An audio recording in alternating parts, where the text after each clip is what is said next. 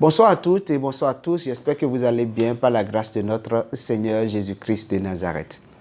Avec assurance, je sais que la puissance de son amour repose sur vous, dans vos maisons, dans vos allées, dans vos retours. Je sais. Et le Seigneur qui est avec vous ne vous lâchera jamais. Il vous donnera la force, la capacité d'avoir toujours des pensées positives. Nous avons commencé la dernière fois à parler de la pensée positive et nous avons touché le premier point.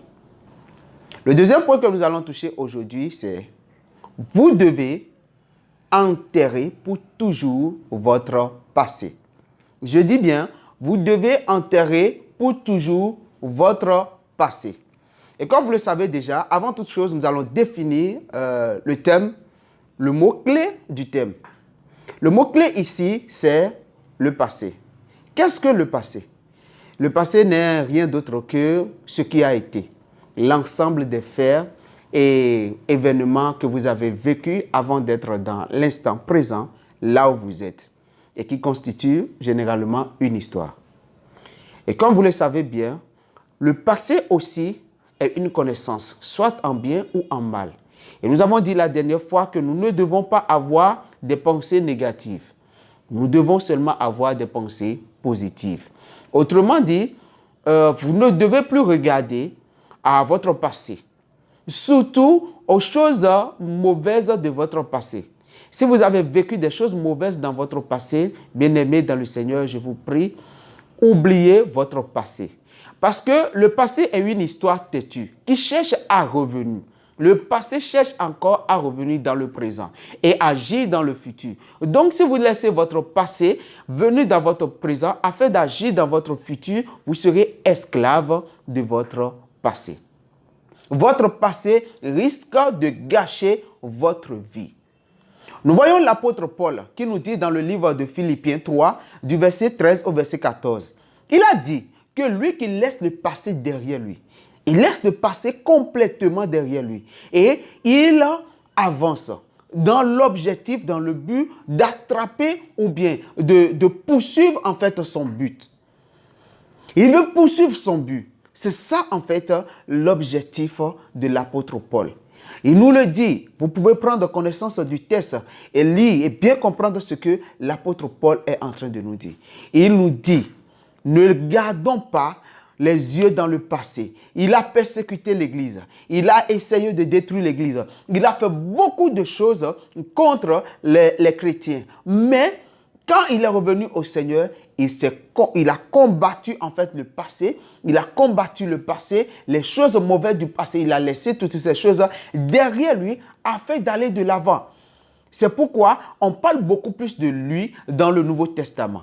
Vous voyez, bien-aimés dans le Seigneur. Donc, ne laissez pas votre passé agir sur votre présent afin de détruire votre futur.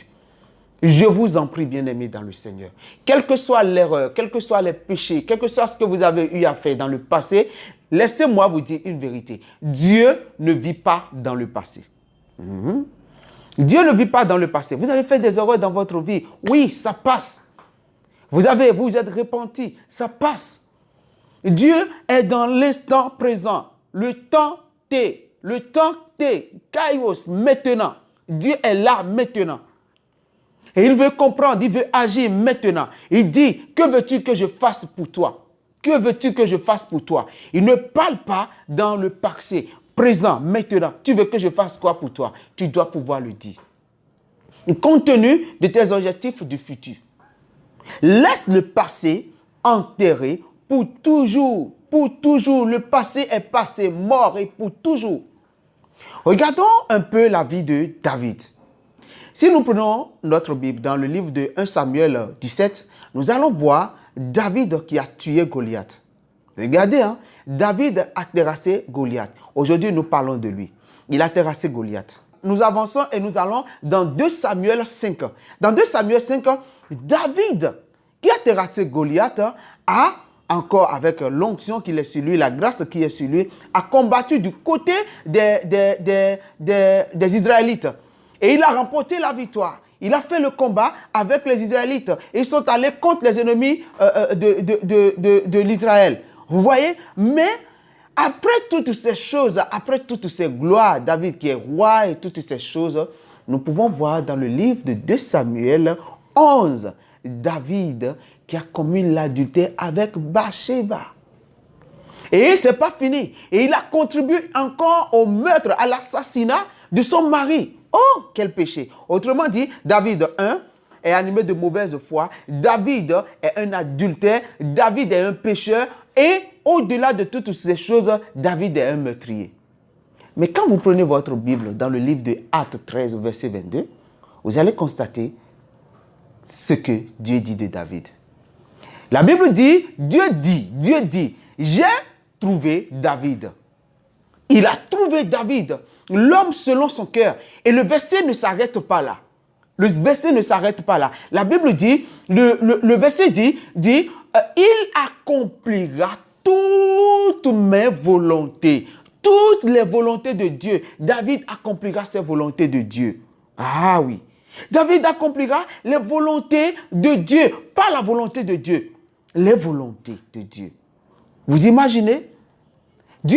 Si Dieu restait dans le passé de David et voyait tout ce que David a fait, est-ce qu'il allait accepter travailler avec David et voir David selon l'homme, voir David comme l'homme selon ton cœur? Non, pas possible. Alors, bien-aimés dans le Seigneur, enterrez votre passé. Les points négatifs de votre passé, oubliez. Prenez les leçons qu'il faut de votre passé et agissez dans le présent afin d'aller dans le futur. Le Seigneur est avec vous. Il ne vous abandonnera pas et il vous conduira dans toute la vérité. Dieu vous bénisse abondamment. Mais avant de couper, je voudrais vous demander si vous avez déjà reçu votre livre. Est-ce que vous avez déjà reçu les déclarations prophétiques 12 mois? Dans ce livre, vous avez les 12 mois de l'année 2023. Les 12 mois de l'année 2023.